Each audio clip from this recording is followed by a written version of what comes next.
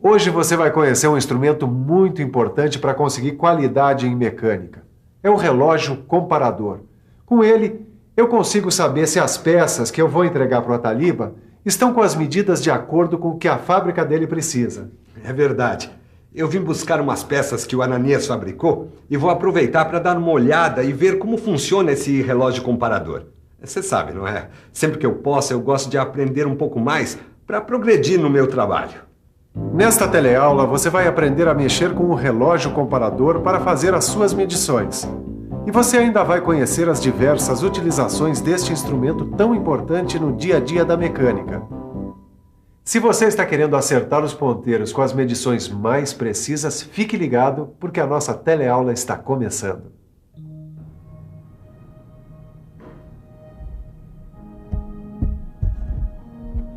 Ó, Sofia, tá aqui o relógio comparador que você me pediu. Obrigada. Me diz uma coisa, por que tem esse nome, hein? Comparador.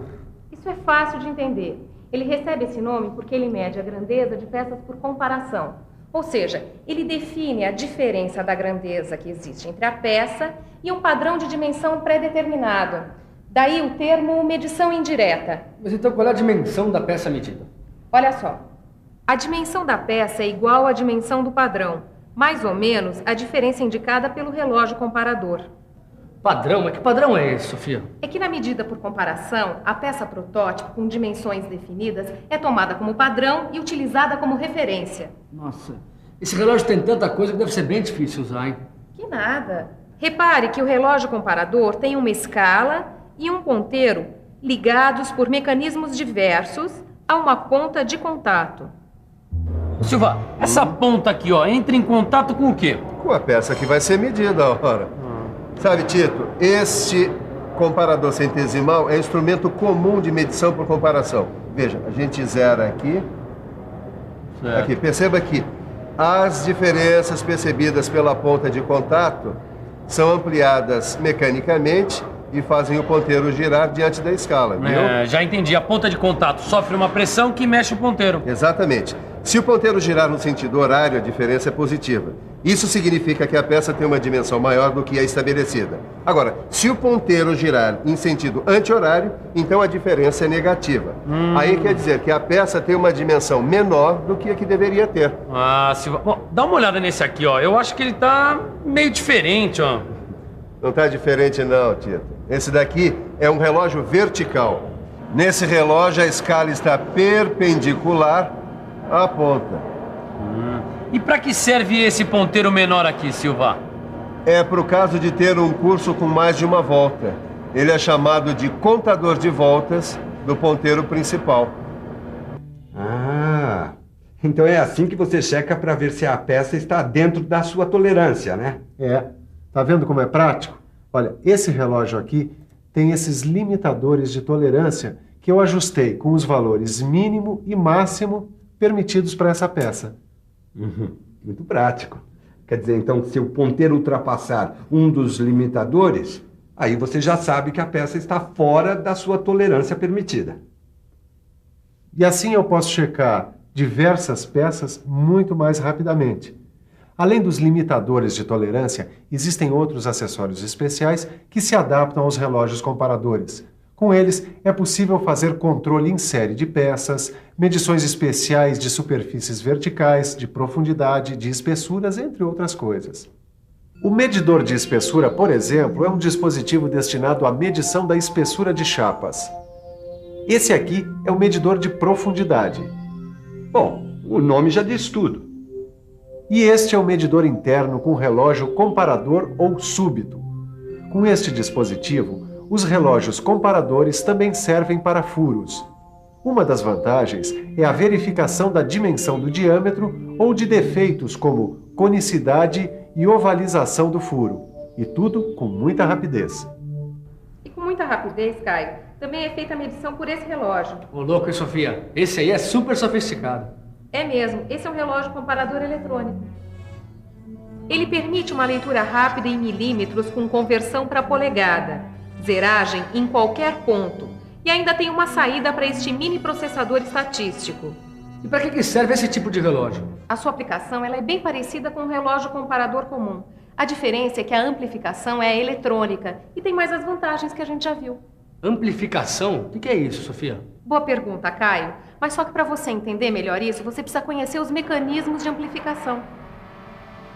Ô Silva, quais são os mecanismos de amplificação? Eu sei que existem 3 sistemas. Um deles é chamado de amplificação por engrenagem. E na amplificação por engrenagem, as diferenças percebidas pela ponta de contato são ampliadas mecanicamente. Tudo bem, mas eu continuo sem saber como é que funciona a coisa aí dentro do relógio. Muito bem. Aí, nesse caso, primeiro a ponta de contato move o fuso, que tem esta cremalheira aqui, que movimenta um trem de engrenagens, e esse trem gira o ponteiro indicador. Mas Silva, qual é a relação entre o movimento da ponta de contato e o do ponteiro? Nos comparadores comuns, cada volta completa do ponteiro corresponde a um deslocamento de 1 milímetro da ponta de contato. Como o mostrador contém 100 divisões, cada divisão corresponde a 1/100º de milímetro. Ananias, qual é o segundo mecanismo de amplificação dos relógios comparadores? É a amplificação por alavanca. Por alavanca? O princípio da alavanca aplica-se aos indicadores com alavancas. Ah, e você tem um aí para eu conhecer? Não, esse é um instrumento um pouco caro. Apesar de simples, ele é bastante preciso. Sim, bom. Então fica faltando conhecer o terceiro mecanismo de amplificação dos relógios comparadores. Você tem razão. É o de amplificação mista. Ele resulta de uma combinação de alavanca com engrenagem. O bom desse mecanismo é que ele consegue levar a sensibilidade a 1 milésimo de milímetro, e isso sem reduzir a capacidade de medição. Aí, Sofia, será que eu já posso colocar a mão na massa medindo essa peça aqui? Calma, Caio. Eu sei que você tá louco para usar o relógio comparador, mas antes é preciso tomar alguns cuidados. Antes de medir a peça, é preciso que você saiba se o relógio está em condições de uso. Tá, e como é que faz isso? É o seguinte, dá uma olhada como se verificam os possíveis erros. Usando um relógio comparador fixado no suporte, nós tomamos as diversas medidas nos blocos padrão. Agora, a gente checa se a medida indicada no relógio corresponde à do bloco. Também existem calibradores específicos para os relógios comparadores. Antes de tocar na peça, o ponteiro do relógio comparador fica em uma posição anterior ao zero. Assim, ao iniciar uma medida, deve-se dar uma pré-carga para o ajuste do zero. E agora, para colocar a mão na massa, como você diz, só precisa saber quais são as aplicações dos relógios comparadores. Ah, isso eu sei. Peraí, só preciso pensar um pouco. Vamos pensar um pouco. Deixa eu ver. Bom, eu sei que uma aplicação importante dos relógios comparadores é a verificação do paralelismo. Sei também que estes instrumentos são muito indicados para fazer a verificação da excentricidade da peça montada na placa do torno.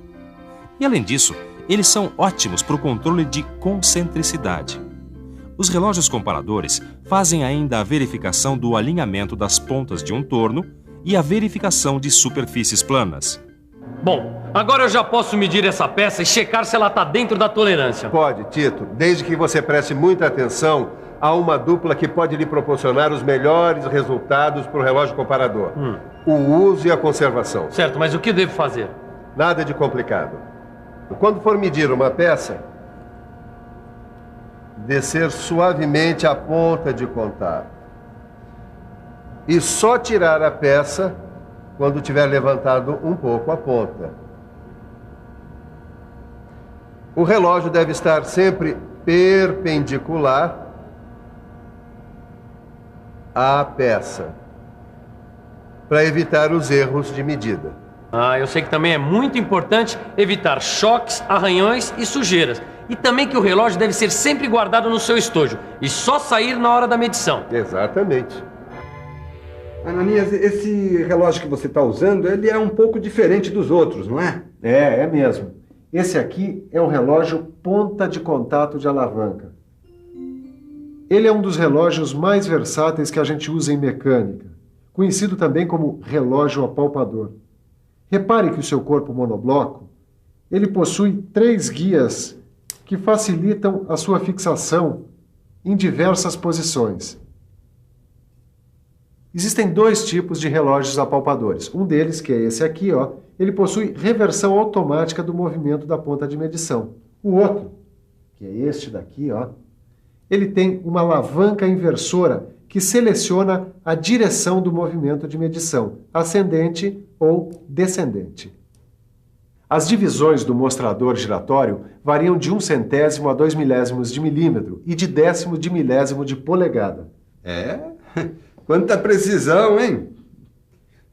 Ih, eu preciso levar aquela encomenda para a fábrica, senão o pessoal lá para e você já viu, não é? Deixa que eu te ajudo. Tá. Muito bem, Caio. Até que para sua primeira medição com relógio ponta de contato, você foi muito bem. É, Sofia, mas ainda tenho muito que aprender.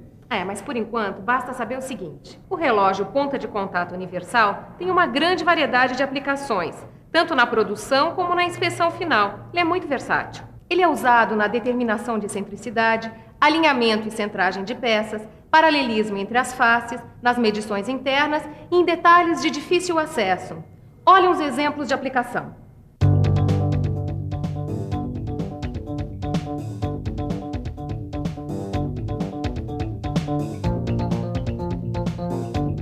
Bom, acho que por hoje chega, né? Vamos guardar o material e ficamos por aqui. Tá legal. Eu posso ajudar? Claro, e é bom mesmo, porque assim você já vai aprendendo os principais cuidados no uso e na conservação dos instrumentos. Tá, olha, algumas coisas eu até já sei. Por exemplo, evitar choques, arranhões, sujeira. Isso mesmo. Sei também que na hora de usar um instrumento é importante montá-lo rigidamente no seu suporte e descer suavemente a ponta de contato sobre a peça.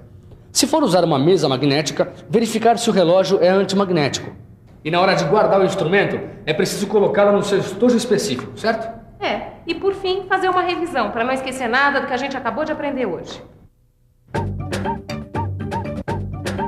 E atenção, se liga aí que é hora da revisão.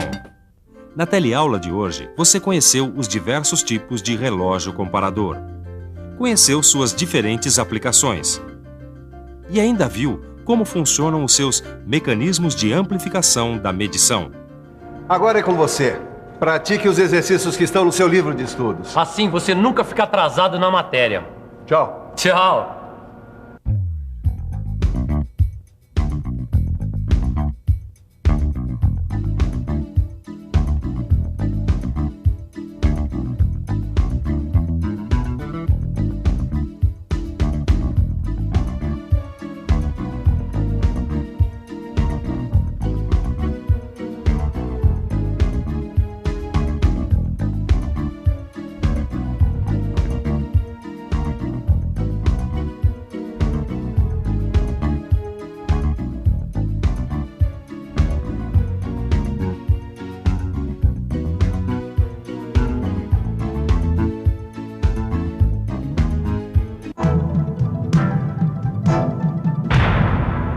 Telecurso 2000, um programa de educação do Sistema Fiesp e da Fundação Roberto Marinho.